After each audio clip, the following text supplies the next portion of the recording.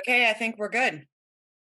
It, Okay, it is Daphne with Lore Entertainment. We are sitting down with Patrick, KilPatrick. How are you doing, Patrick? I'm okay. I had a little bit of bronchitis this week that I'm getting over, but I'm getting everything done. Was you somewhere cold? No, I don't know whether it's grandchildren, they bring everything home from daycare or whatever, but we had a bout of pretty bad air there for a while, about a month ago, and so but it's okay. I'm all good. I know the thing about grandchildren. I got one of them upstairs right now, and my youngest daughter is up there keeping him quiet so I can do the That's a job to do sometimes. My grandson is pretty vocal.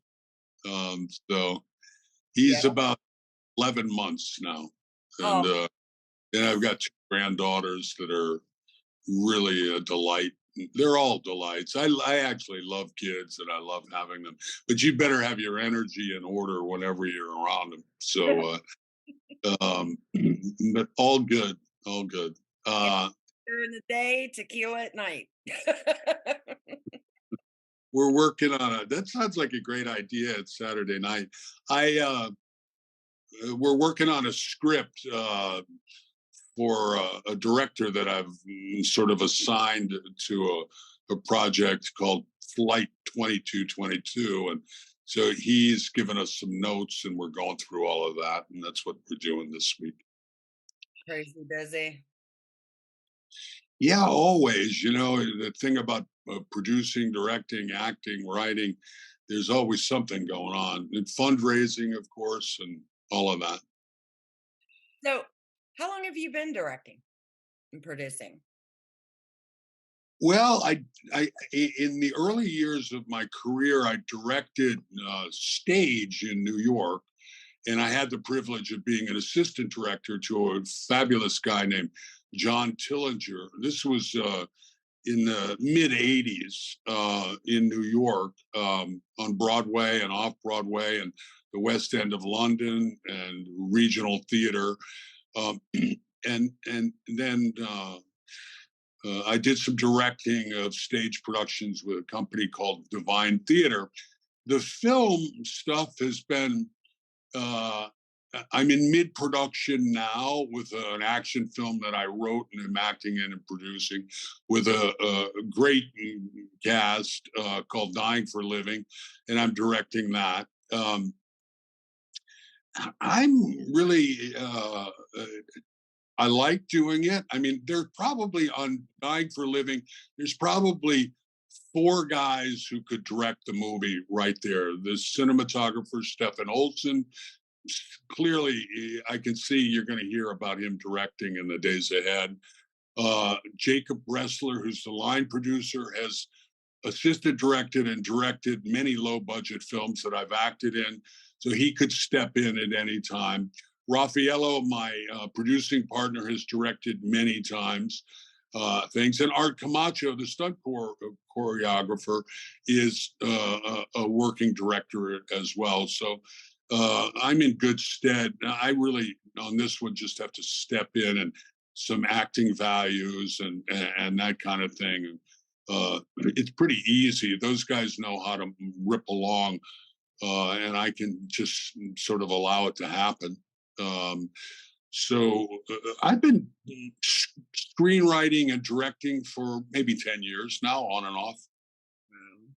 It's always good when you have somebody who's on your team that's versatile. That's what I like, and that's what I've been doing for the Shattered Dreams movie.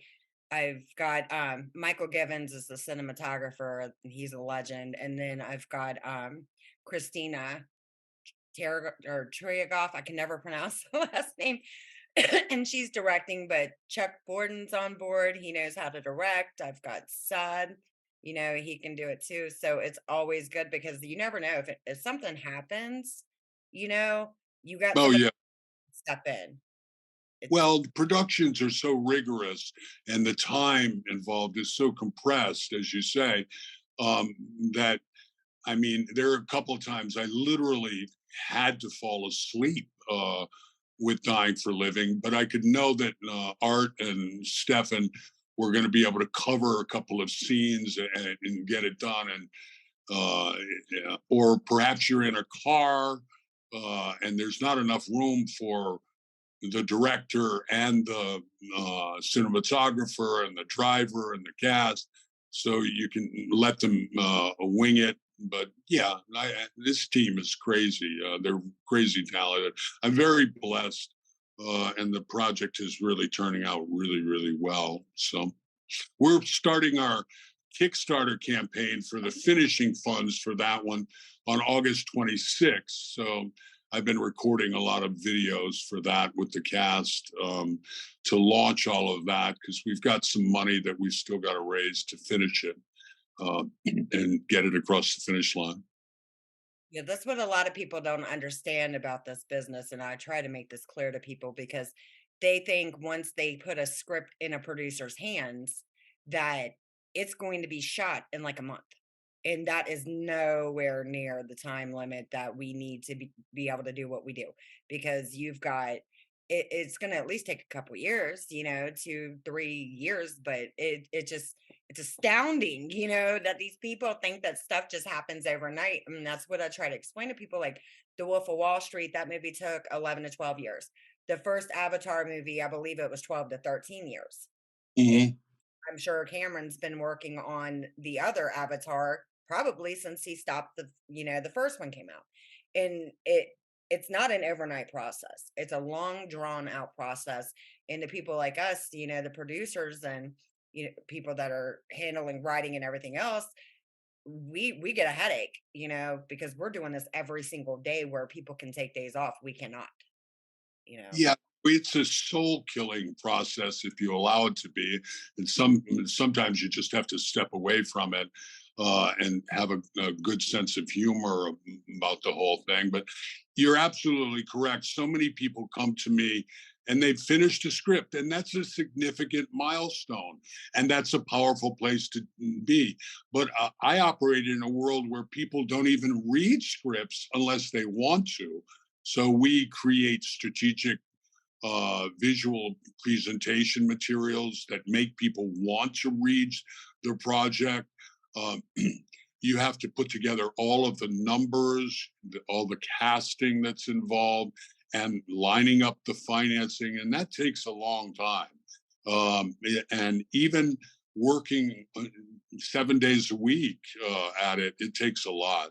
Um, I've auditioned. My favorite thing is I've auditioned for films that were written for Paul Newman like 40 years ago. These things are just sort of, it's like, wow, this feels like it got a 60s feel. Well, yeah, it was written for Paul Newman and Robert Redford or something like that, and still hasn't gotten done. So there's no guarantees. Yeah. Yeah. I mean, this business, it's a crazy, crazy business. And people, they get to see the people who aren't involved in this industry. They see finished project. They don't see everything else that No, and I know that they they don't need to, but I think it's maybe not a rude awakening, but when people approach me, and it happens every week with doing a project, um, you have to sort of gently illuminate them to the realities of this has to take its place within perhaps a slate of films. This has to take its place in all the strategic materials. Even if the script is the greatest thing since sliced bread, which it is never the greatest thing since sliced bread. It has to be polished and worked on, and things have to be brought along. And so much is dependent not just on the script, but on who's attached to do it, who's attached as a director, who's attached in the key slots in the acting realm for distribution value and bankability. So there's a lot to consider. And all of that takes time, and everybody's got busy schedules. So, but we move along pretty swiftly. So what do you prefer? I mean, you said you were doing theater or directing. What do you prefer? The film industry or theater? Well, my life since the mid 80s up till about 87 has been film and television. I um, that's where the majority of my work went. Do I feel capable to go step into a stage situation? Sure, I do. And a good story can be translated to any medium. I have projects that are set up for either a streaming series or a large expansive film, and they would very easily make Broadway shows. It's just applying creativity to do that, and assembling the financing and the team for that. I prefer, I prefer a creative enterprise that comes together in such a way that the universe is smiling upon this as it's moving along. You're going to have challenges, but I mean, I'd do a Broadway show tomorrow if the funding was lined up for it, but that's not happening. I'm working in this film and TV space. It's all a show. It's show business to me. It's all creativity. I like acting as much as I like writing. I like directing as much as I like producing. I think I'll probably not write, produce, direct, and act too often because that's maybe a bridge too far.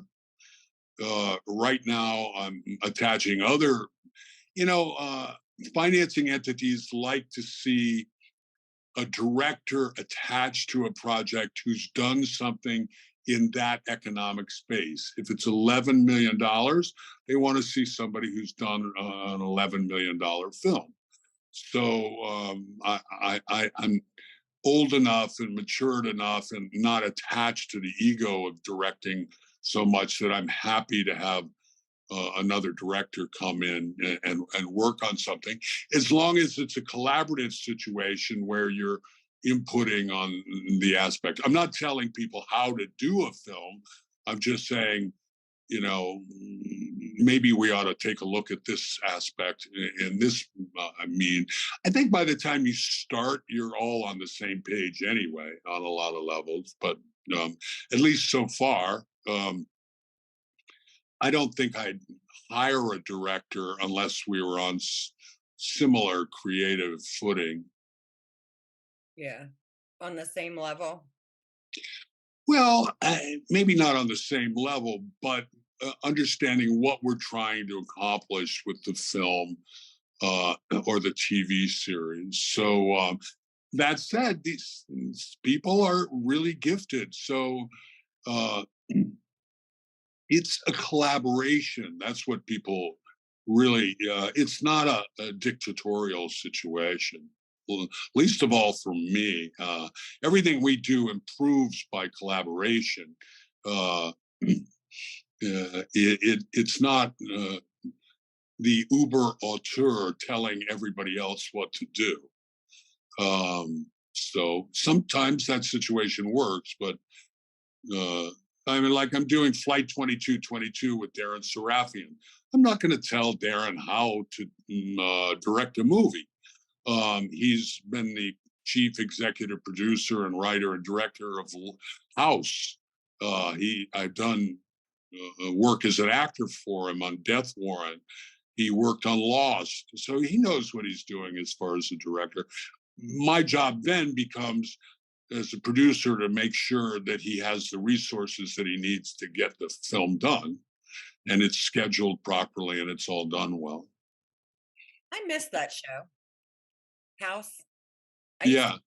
all the time. I miss that show. I wish that they wouldn't have taken it off. It Well, was it's a good when one. you really great one that ends. What are they? I think they have a word for that. It's called show withdrawal or something when it ends at the, like that's how I felt about Narcos, and things like that. Although they're a great delight to go back. There's something really wonderful to go back and watch a show. And I often do that because I'm studying how they're doing certain things. I think I probably watched Saving Private Ryan 30 times, scene by scene by scene. And to see how they executed things, and in some cases where the flaws were and where the holes are. I do the same thing. I watch these specific shows, and I've been watching actually a couple different shows now to see the actors because there's parts that haven't, been cast. And I have this habit, like one of the shows I watch all the time, and I'm addicted to that show, is Mike and Molly. I love that show. And I don't know it. I'll watch it. you've never seen Mike and Molly with Melissa McCarthy? I think I've seen a couple of episodes, but it's been a long time. Worth revisiting for me. I love her. She's a great improver, and I think that's fantastic. You know, the outtakes on "This Is 40" with her are fantastic. In fact, they built them into the film. After the credit sequences, they run uh, blooper reels. They're not bloopers, really. It's just amazing to watch her cut loose. Yeah. Um, as a great improver myself, I really appreciate her for what she's doing. I think my favorite one was the movie The Heat with her and Sandra Bullock, where she goes in and completely goes off on the captain about him and saying, here's the captain's balls if you see him, and she throws the thing right at his head, and I'm dying when I watch that movie because I really want to work with her. I like her. I think she's friggin' hilarious. I think it'd be a good time you know but stuff like that improv you can get away with certain shows and movies and stuff like that, but like you were saying about stage, about being able to go and do that like that, those what people don't realize is I feel for them because they don't get a retake when they're performing for people. They don't get retakes. You can't do that in the middle of a show with a whole theater filled with people, you know? It's No, impossible. um, but great Broadway performances are often enhanced by how do you recover from the mistakes. Particularly if the audience knows it, you can really captivate their hearts by them seeing an adept way of recovering from something that's happened. I did a play once where I don't know how it happened, but we skipped about two-thirds of the play. Somehow dialogue got twisted up and it went from one place to another. So like a 50-minute or an hour play ended up being 15 minutes. And after that was over, the audience members came up to me and said, "That was really, really good. It was so short, though. We wished it had been longer, but that's probably the only time that's ever happened." But yeah, I mean, you in film, you could just stop and start and redo another take and things like that. But when I do theater, I go to the theater 3 hours before, and I'm going through every single line, so I know it pretty well. I know. At the same time, then the challenge becomes: how do I live in the moment, and how do I let it flow organically from one moment to the next? So, which is what acting is. That's what acting is all about. Yeah. When I'm doing the acting jobs that I take, and I still take some, I take them basically just to get the hell out of the house. But I mean, in between those scenes, if I know I have something coming, I'm going to sit there and read and read and read and make sure that I know where to go. Where there are some actors like that who don't do that, and then some just don't have to. Like Anthony Hopkins, I know that my coach, and I still have, my coaches, but my coach, they told me that Anthony Hopkins, I guess he reads a script, it's like 130 times before he even goes on to a project. And that's a lot. That's a lot of reading over and over and over. And I don't like to mess up. I don't want to mess up, when I'm doing it. I don't at all. Well, fortunately, I don't think that's necessary for me. I when I first started out, if you're just talking about the memorization, uh, it was like digging in the trenches. But in short order, I really discovered I had kind of a photographic memory. So I can literally learn a scene and break it down and do it all. And I think that comes from the crucible of auditioning. I can break it down, memorize it, and come back with a definitive character in about 20 minutes. And um, that just comes from doing it more and more and more and more. It all depends the world you're used to. I used to listen to Daniel Day-Lewis, and he would talk about working on an accent for 8 months. And I thought, well, God, that's not my world. My world is you go in and you have to be a Russian, and you become a Russian. You watch how do I speak like a Russian on the internet, and you develop the accent. Maybe you work with a vocal coach after you've booked the job to polish it. But if the audition says cry, you cry. If the audition says uh, Russian maniac, then you're a Russian maniac. So uh, you get attuned. Look, if you work on a daily newspaper, you're going to be used to cranking out copy. If you're and hopefully electric copy. If you're working in television, you're going to have very, very compressed excellence. If you're doing a movie once every 8 months, that's what you get used to. Yeah. So, um, you know, race car drivers go 220 miles an hour. You get used to it. Not just race car drivers. Well, the street, yeah, unfortunately, we live in a time where there's a lot of people driving race carring on the street, which I guess was always going on since the 50s and maybe even the 30s. So, So, um, do you have like any tips for the aspiring actors out there as far as training or to make their lives a little bit easier when it comes to auditioning?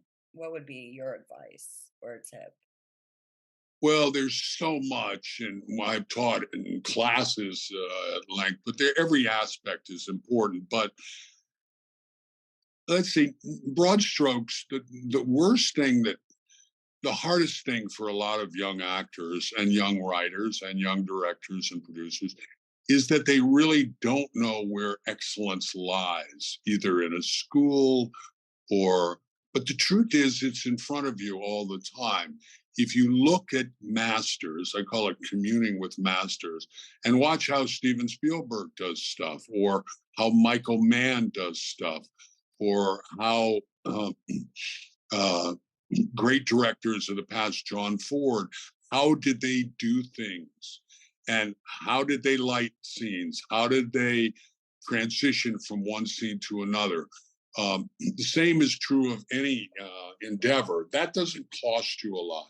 You'd watch masterful things. If you're a novelist, of course, you read Fitzgerald and Hemingway and Flaubert and Voltaire and people like that, and Hunter Thompson, Ken Kesey, all the people. You study how did the masters do things, and then that'll give you a leg towards finding your own voice. And then keep yourself attuned to whatever the universe is doing in that realm. I mean, I'm constantly watching things, constantly studying how people are doing other things.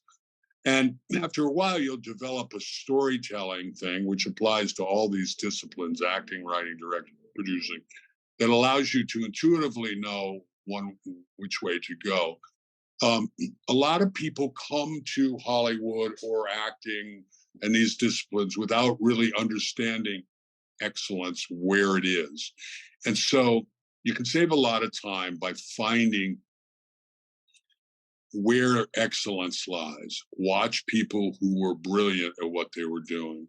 If you're going to go to schools, that's another topic.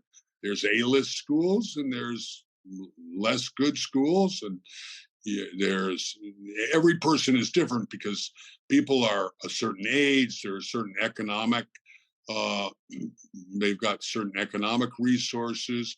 Uh, the advice I would give to an actor who's 17 is very different than the advice I would give to somebody who's 32. There's a lot. I mean, it takes time.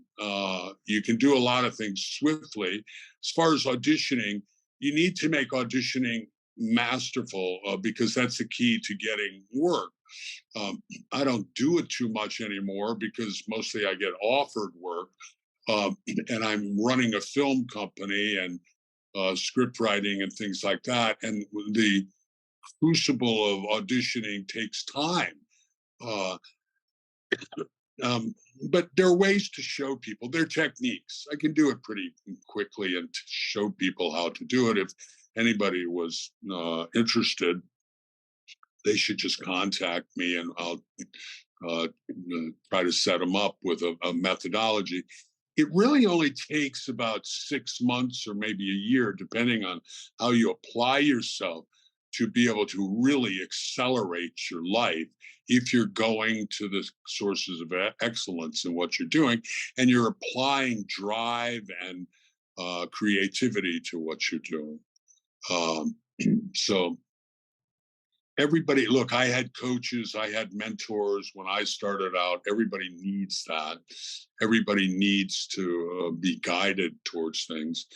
I mentioned his name before, John Tillinger, who became a great Broadway director. But he could say, check out this school, or try the Juilliard acting company, or that kind of thing. Or so that's what you need.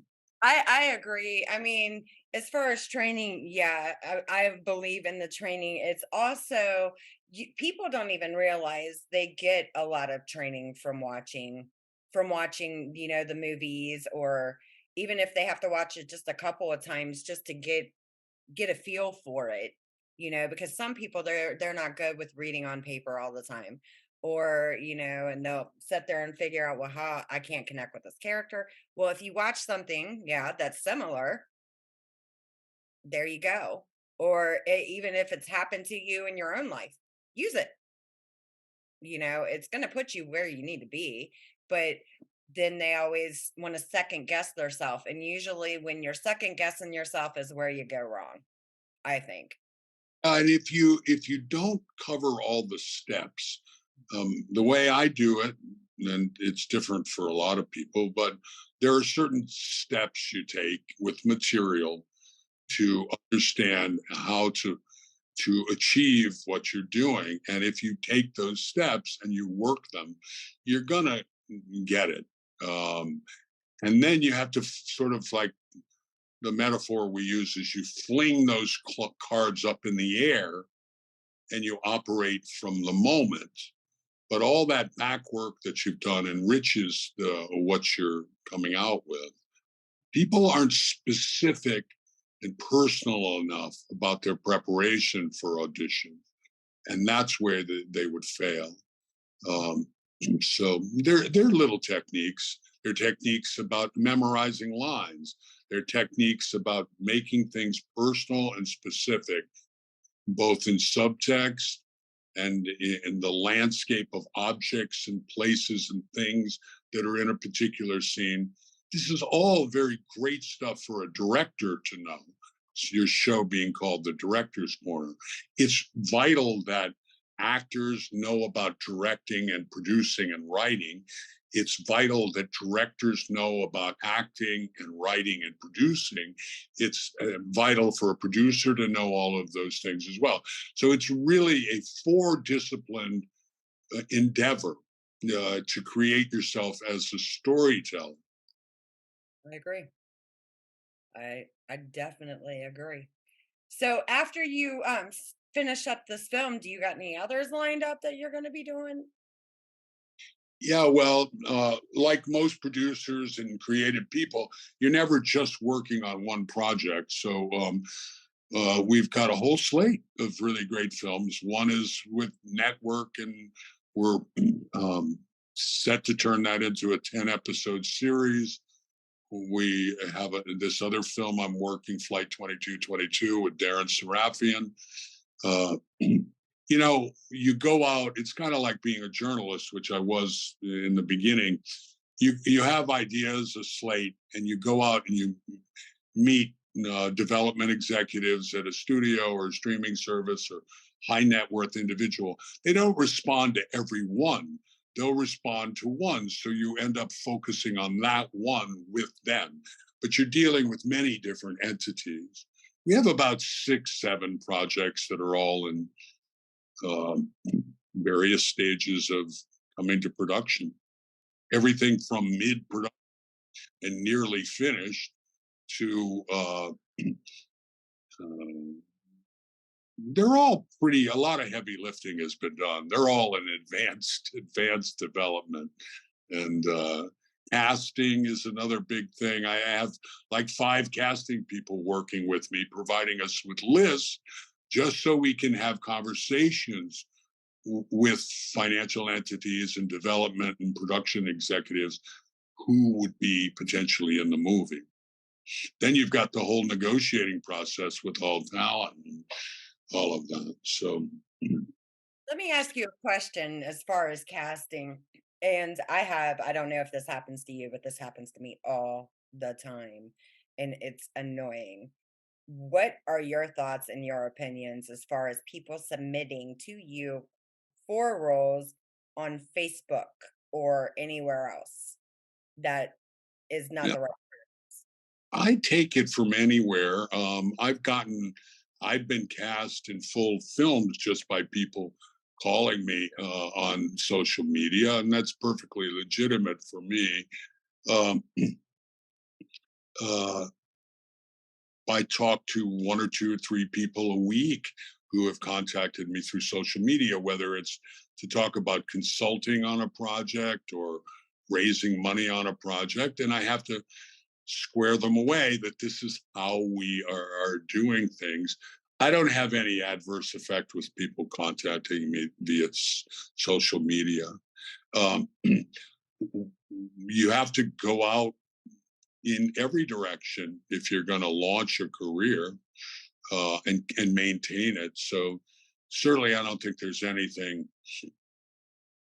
I think A-list talent and the upper reaches of that are not going to respond to that too much because they have a mechanism that's set up with agents and things like that. And unless you have a personal relationship with you, which is what you always want to do, um, you're probably not going to meet with success in uh, attaching them to their project without going through the agent. Agents don't like being circumvented either.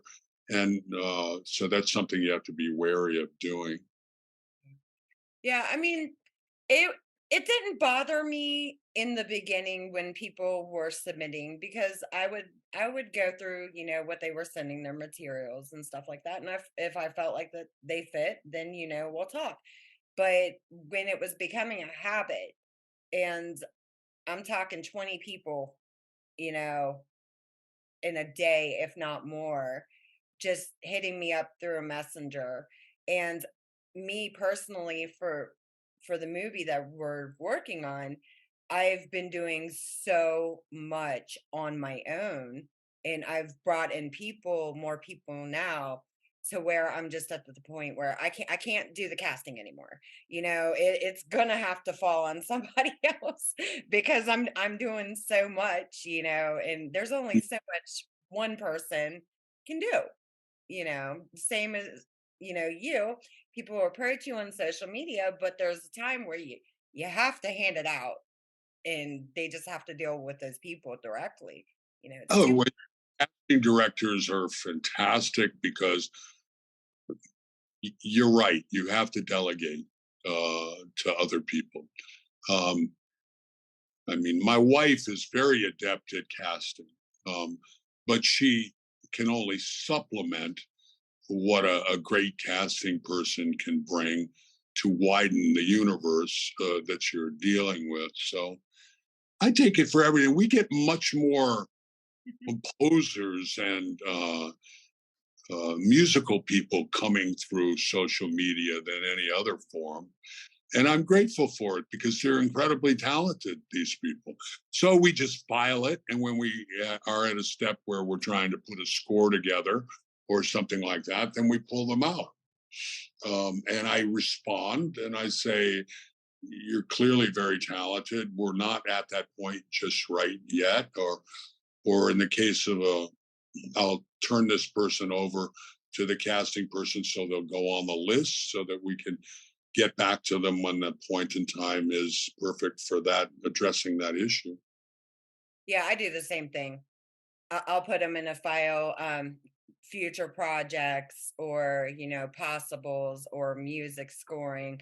I have the different files. So when they're sending it to me, they probably think I forgot about them, but I didn't. They're just in a folder, for when we get to that point because I can't say yes right away because you never know what's going to happen, you know.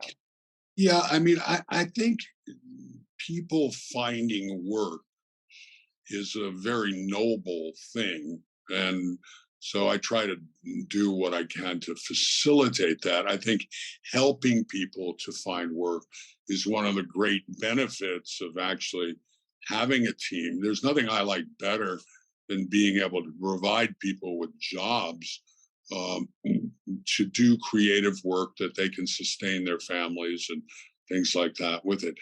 That said, you have to do it within the constraints of your budget and bringing passionate people together.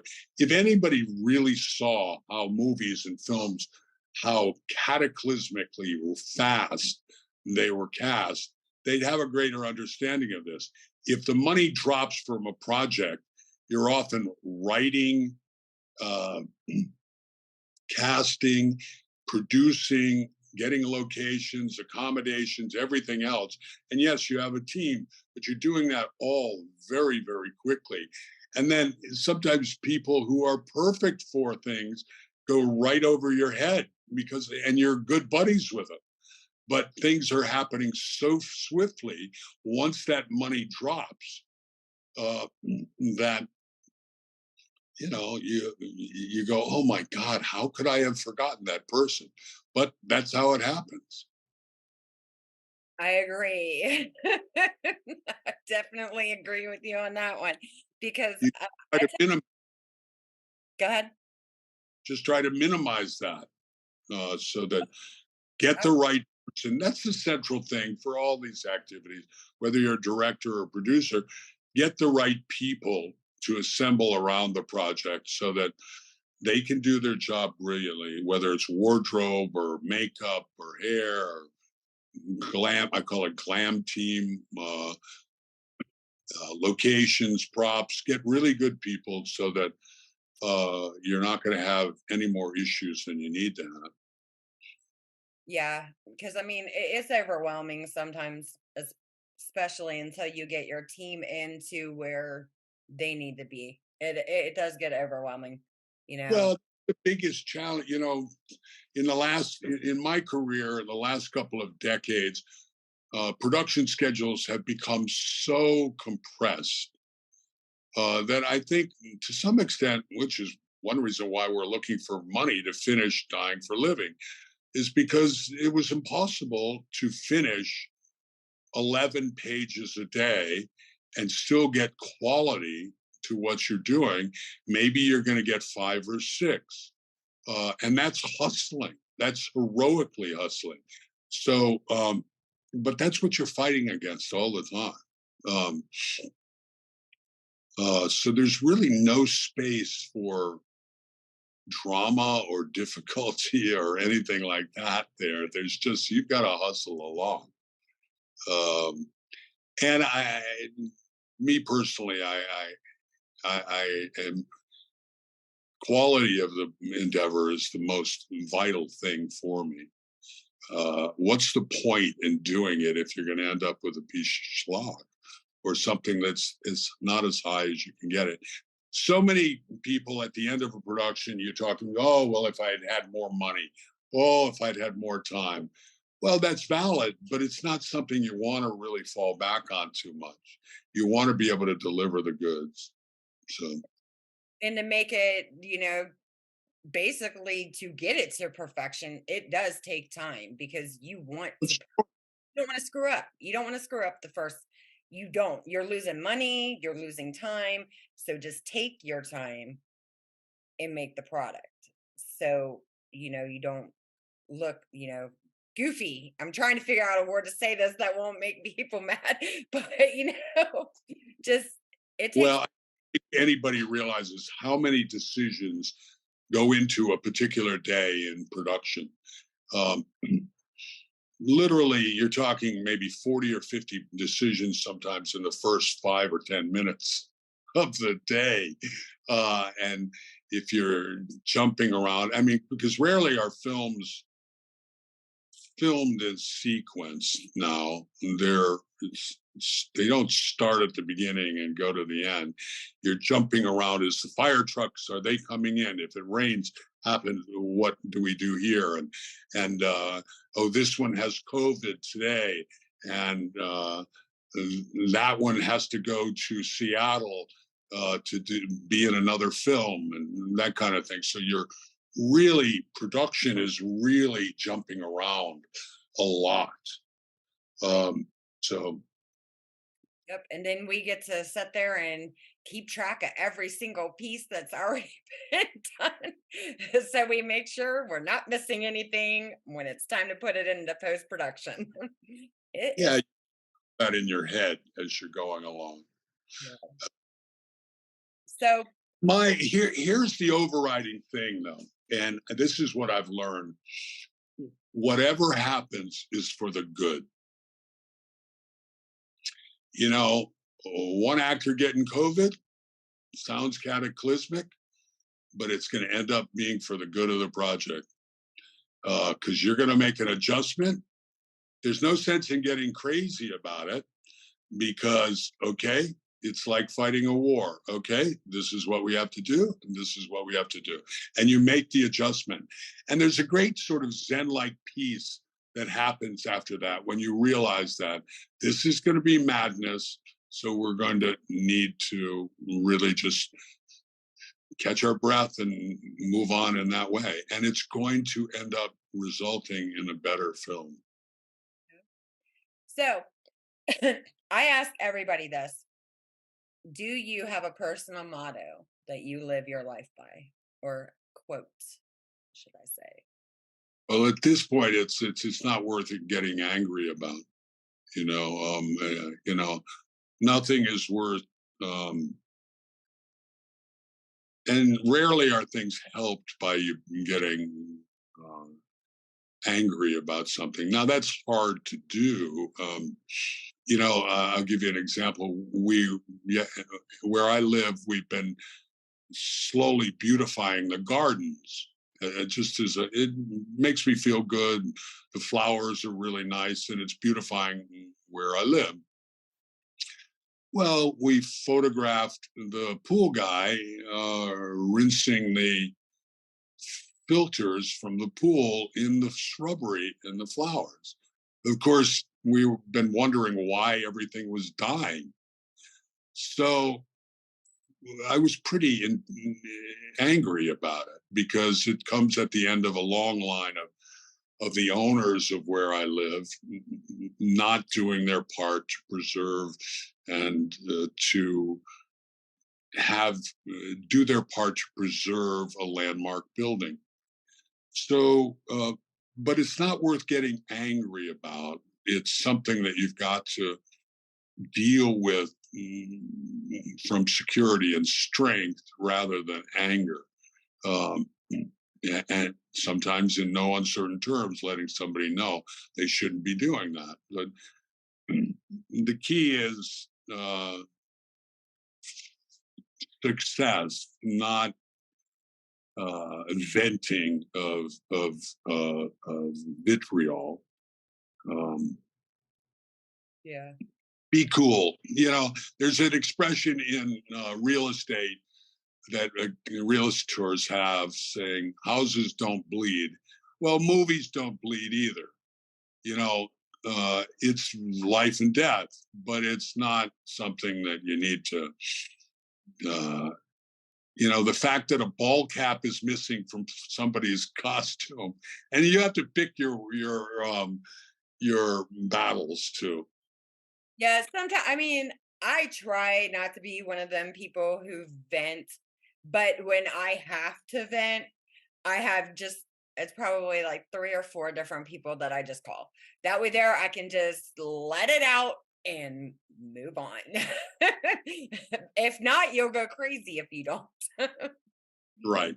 Uh, Sometimes it's better to get a massage and to move on and have a nice meal and come back at a walk on the beach or something. Um, Definitely. All right. Well, I guess we're going to wrap this up and we're okay. tell everybody thank you for watching and thank you, Patrick, for coming on. It's been a Uh, great time, seriously. May you have a great day and back to work on flight 2222. Yeah. Bye, Patrick. Bye. Have a great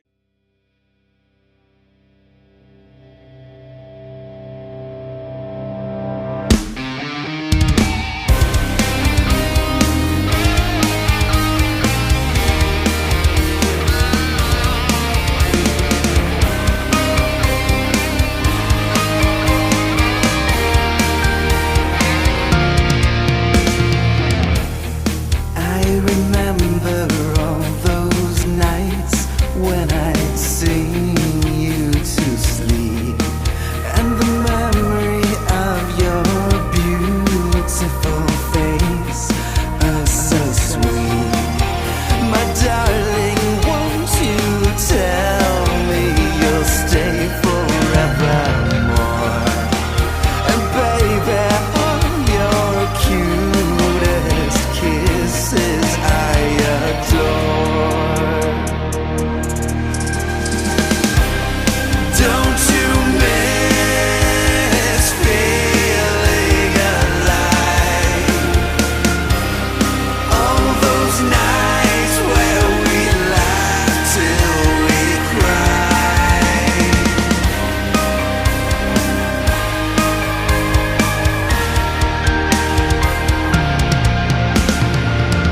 Do you remember when we talked on the phone that first night and gazed upon the moon, blowing kisses to the sky?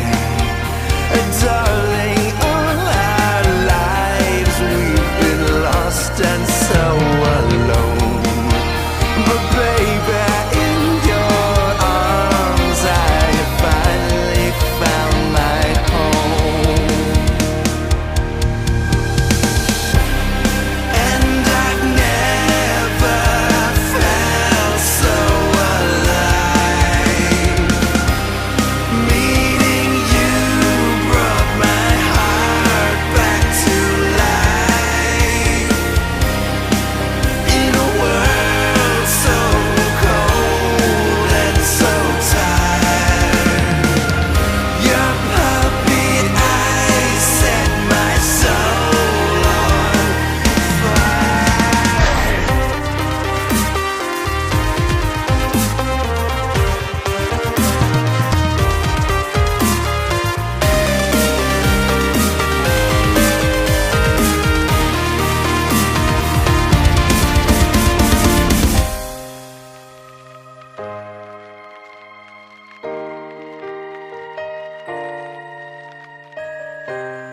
On that night when I first gave my heart to yours, I was scared and feeling insecure.